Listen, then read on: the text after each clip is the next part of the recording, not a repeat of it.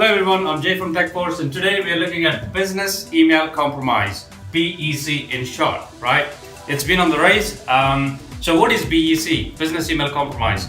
Essentially, it's a bad guy gaining access to a corporate email account or trying to spoof a corporate email account and defrauds the company, its employees, partners, vendors, suppliers, so on and so forth. Sometimes bad guys can actually create an email address which is looking similar to your corporate email and sending emails and trying to defraud or trying to spoof your CEO's email, things like that. Essentially, that's what business email compromise is. And FBI estimates it costed the businesses between December 2016 to May 2018, the cost to the business was $12 billion. That's a billion with a B, right? So it's massive. There are loads of companies who don't come out in the open and tell that they've been affected by this, but there are an average, and a UK average, it costs them 27,000 or 37,000 pounds per business. So you can imagine the impact it has on the businesses, right? So there are a few types of BEC, business email compromises. We'll go through them today, and I'll explain what to do to minimize the impact, to not to be a victim of this, right? So the first one being CEO fraud, right? This was on the rise like in 2016, 2017, 2018. It was ridiculous, right? So essentially, somebody's sending an email from CEO to CFO asking to transfer the money. Either they got access to CEO's email, CEO's email is compromised, or they are impersonating the CEO, spoofing his email address. It's easy to spoof, you can spoof from anywhere, right? Or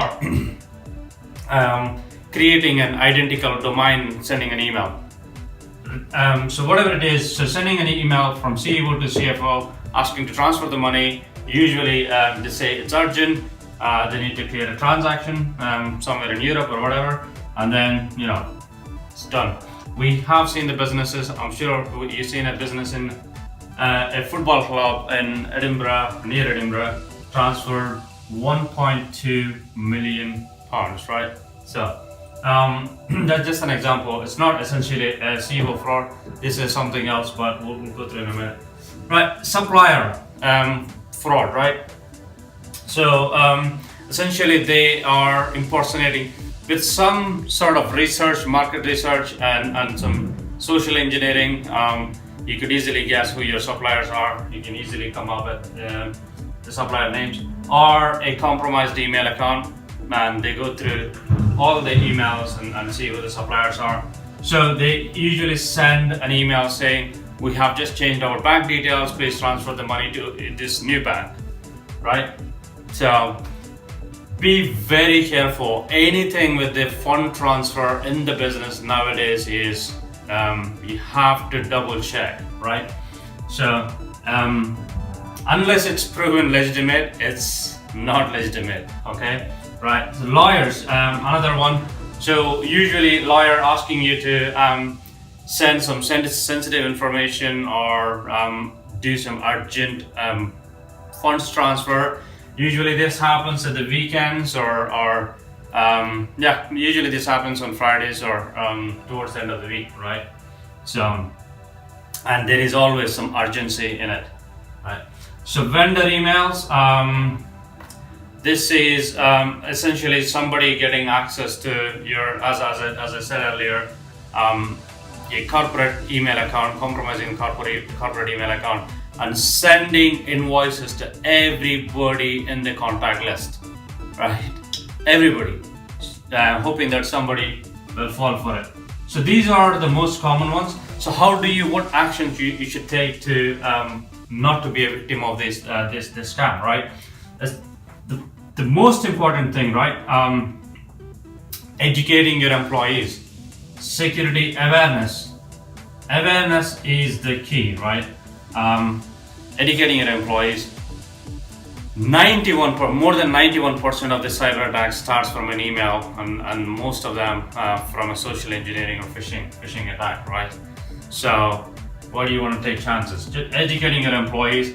Double check, right? Any fund transfer request you have, please double check. Pick up the phone, call that person, or don't email.